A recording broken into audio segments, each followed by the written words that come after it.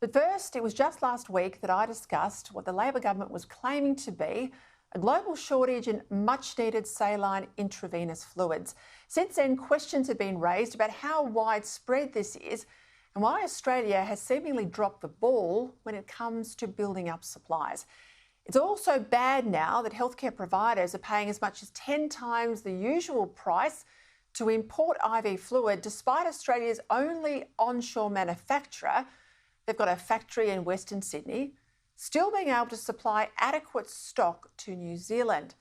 Now, this has led industry insiders to rightly say they're mystified how we seem to be the only country impacted by this so-called global shortage.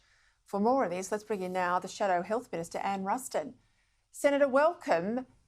New Zealand says they've got no issues. The very mighty US Food and Drug Administration says there's no issues at all over there. There's a shortage of a particular size of the saline product, but across the board, no, they're fine. So how on earth has Australia got a so-called global problem that no one else has got? Well, I mean, the really shocking thing about all this, Peter, is the fact that the government admitted last week that they actually knew that there was a potential shortage pending over a year ago. And clearly, other places around the world have done whatever they needed to do to shore up supplies of IV saline so that they could support their healthcare systems in their countries. I mean, even as close as, New Zealand saying that there's no shortage. But, it was really pretty disingenuous of the minister last week to say this was a global shortage, and sort of as if to say that, the Albanese Labor government didn't need to take any responsibility for the fact that we find ourselves in this position. It's quite extraordinary. And I asked Katie Gallagher again today, what the situation was.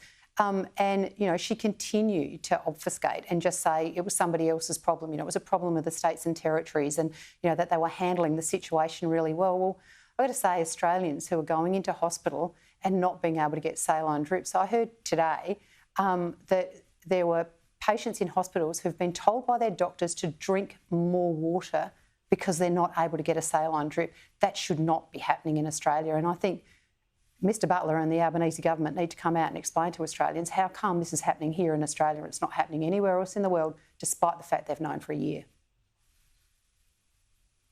So we've got, as I mentioned, one domestic manufacturer. This is Baxter in Western Sydney.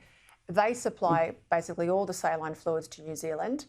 They're in a good place. How on earth can we have a domestic manufacturer? We're in trouble, but New Zealand's not. And what's the government doing about it? Well, one of the things that we did during the pandemic, we didn't have a year's notice, by the way. We had a few minutes' notice that we were potentially challenged about some of the supplies of these really important health products. We used a mechanism that was already in place, the National Medical Stockpile. So the federal government took a leadership role and negotiated to make sure that we had a stockpile of these really important medical products. What the Albanese government has done is they've just left the states and territories to do their own negotiations. Clearly, they haven't been done. And now we find that the supply in Australia has been depleted where it hasn't elsewhere in the world. I mean, obviously New Zealand, who are also supplied by Baxter out of Australia, have done their homework and they've worked out that they needed to make sure that they had their supply contracts in place. So I think it's incumbent on the Australian federal government to actually take a leadership role here. They were very quick to criticise the coalition government during the pandemic. So I think that maybe it's time for them to take a little bit of responsibility, because what's good for us is good for them. And I think that the Albanese government has really let down Australians, because you should not have a situation like we've got here. As I said, a year's notice is an awful lot of notice to fix up a problem. How concerned are medicos? I mean, what are medicos saying to you? They're very, very concerned. Because, I mean, despite the fact this is a very simple product, it is really nothing more than salt water, but obviously of an extraordinarily high quality.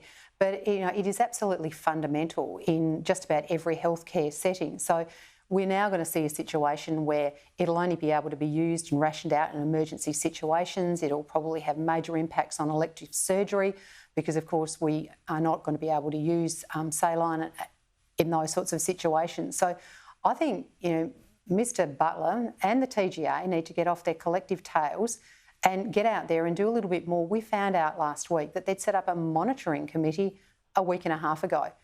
over a year into this, their action, the first federal government action was setting up a monitoring committee. I think we're a bit past monitoring.